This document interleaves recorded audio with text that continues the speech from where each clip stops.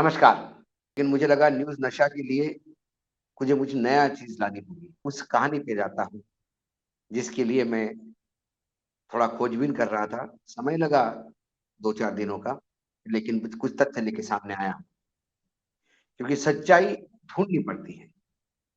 वर्तमान काल में तो ढूँढनी पड़ती है, क्योंकि झूठ का इतना बड़ा बोझ समाज पे डाला गया है कि उसके बीच में सच्चाई को ढूँढने में थोड़ा समय लगता है।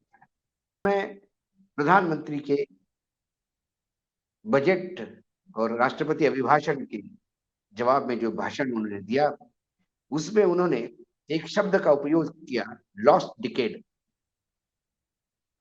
उनका कहना था कि 2004 से लेकर 2014 तक कांग्रेस कार्यकाल में कुछ भी नहीं हुआ, इसलिए वो व्यर्थ गया समय, इसलिए उसको शब्द दिया उन्होंने, लॉस्ट डिकेड। अब लॉस्ट डिकेड ये शब्द जो है, ये उत्पत्ति या ये शब्दों का फॉर्मेशन या शब्दों का जन्म आदरणीय नरेंद्र मोदी जी ने नहीं किया। ये शब्द 1980 से 2000 के 2 दशकों के दरमियान ये जन्म हुआ है। खासकर सब सहारन अफ्रीका कंट्रीज जो है और लैटिन अमेरिका के जो देश हैं, यहाँ पे 1980 से लेकर 2000 तक 20 साल में उनका पर कैपिटा इनकम जो है वो जस का तस रहा। यानी 20 साल में वहां पर कैपिटा इनकम में जो सकल आय होती है, जब हर इंसान की जो आय होती है, उसमें कोई बदलाव नहीं आया 20 साल तक। जब व्यक्ति की आय उसी स्तर पे रहती है, इसका मतलब उस देश ने कहीं तरक्की ही नहीं की। इसलिए उस समय के लिए एक शब्द अर्थशास्त्रियों ने बनाया, उसका नाम था लॉस्ट डिकेड। तो sub Saharan African countries and the Latin American countries had a dark age in the history from 1980 to 2000. For 20 years, that was a lost decade, lost period for them. उस स्थिति से यदि हम हमारे देश के lost decade, जैसे कि प्रधानमंत्री ने कहा, उसका आकलन करें,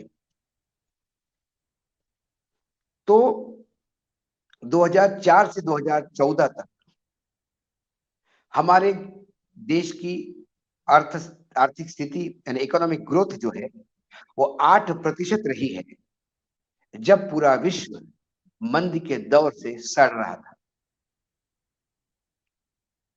पर कैपिटा इनकम ग्रोथ जो लॉस्ट डिकेड में जस के तस रहती है, हमारे यहाँ 6.7% प्रति वर्ष बढ़ रही थी।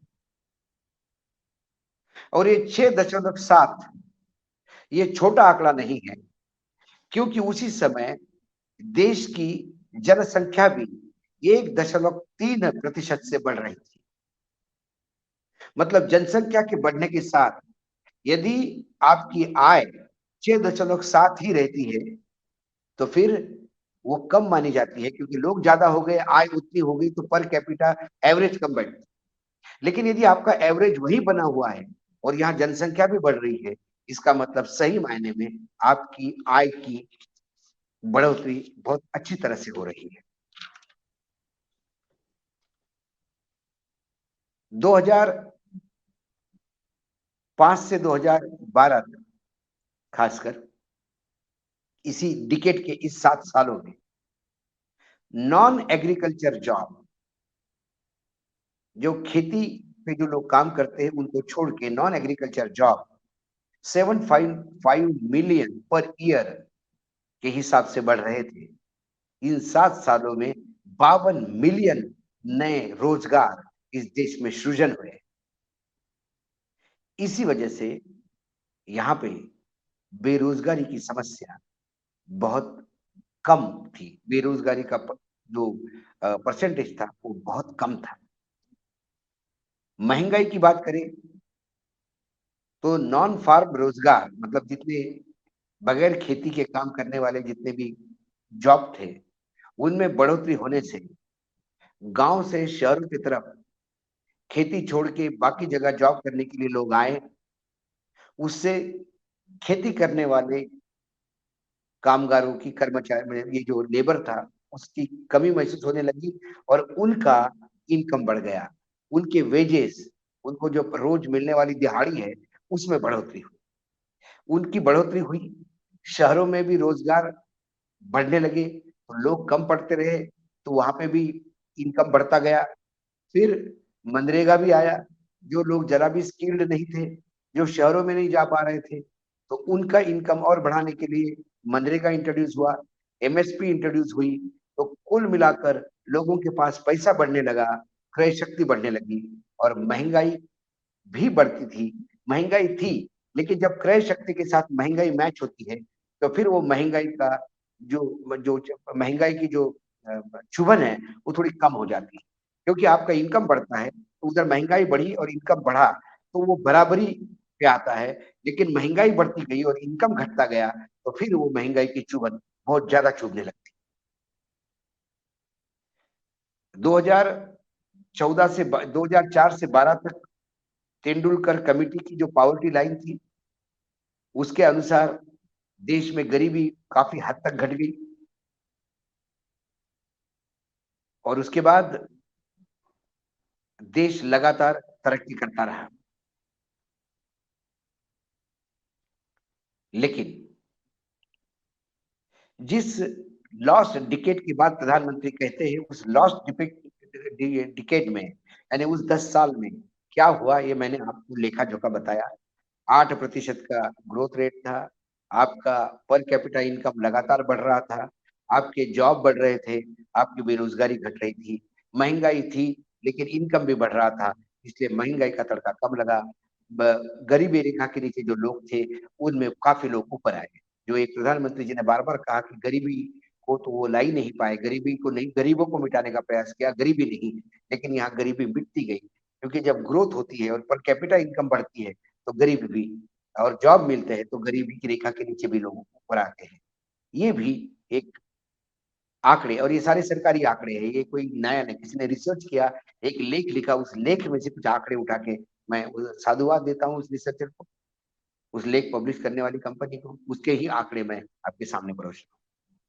लेकिन फिर प्रधानमंत्री जिस डिकेड की बात करते हैं, जिसमें बहुत ज्यादा तरक्की होगी, 2013 से 2019, मतलब 2013 से लेकर 2023 की बात करें हम,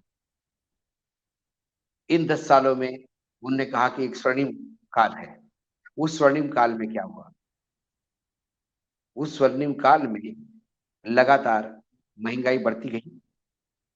डिमोनेटाइजेशन का इफेक्ट ऐसा रहा कि नॉन एग्रीकल्चर जॉब, जो 7.5 मिलियन हर साल बढ़ रहे थे, वो घट के 2.9 मिलियन, यानी 3 मिलियन तक हो गए हैं। मेक इन इंडिया का भी इम्पैक्ट नहीं हुआ। डिमोनेटाइजेशन की वजह से कई एमएसएमईज बंद हो गई। मार्केट में कैश क्रंच आ गई। कैश की कमी के चलते उद्योग का पहिया कहीं ना कहीं रुक सा गया।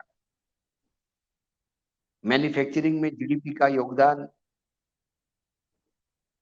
जो 2000 1995 से 2015 तक का जो मेरे पास आंकड़ा है, वो 17% था, वो घट के 13% पे आ गए।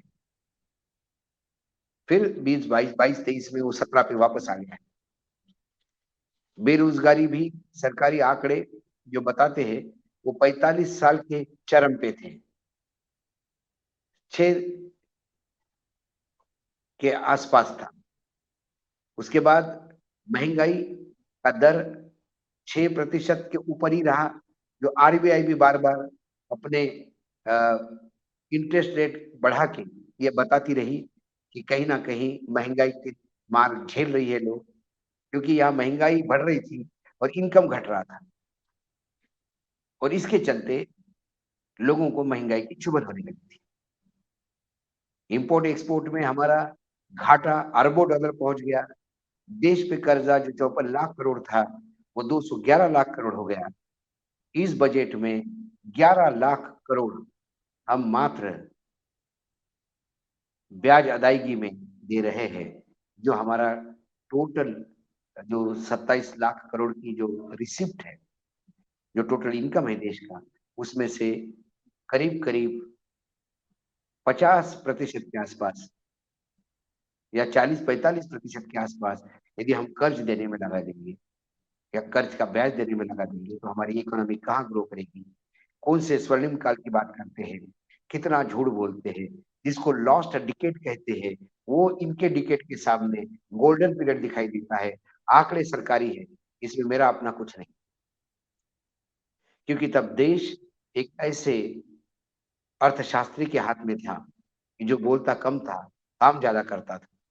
उसके बाद में देश बोलने वाले के हाथ में गया, जो काम करने पे विश्वास नहीं रखता, सिर्फ मन की बात करने में विश्वास रखता है। इसीलिए ये सत्य परेशान था। लॉस्ट डिकेड जिसको बोला गया, उस स्वर्णिम काल को कहीं ना कहीं आपके सामने रखना था। इसलिए मैं आज आपके सामने बोला। आज इतना ही इसी विषय के साथ। तब तक के लिए नमस्कार। देखते रहिएगा न्यूज़ नशा। और आप हमसे जुड़े रहने के लिए सब्सक्राइब करें YouTube पर, फॉलो करें Twitter पर और लाइक करें Facebook पर। और ज्यादा जानकारी के लिए आपको टाइप करना होगा सिर्फ न्यूज़ नशा।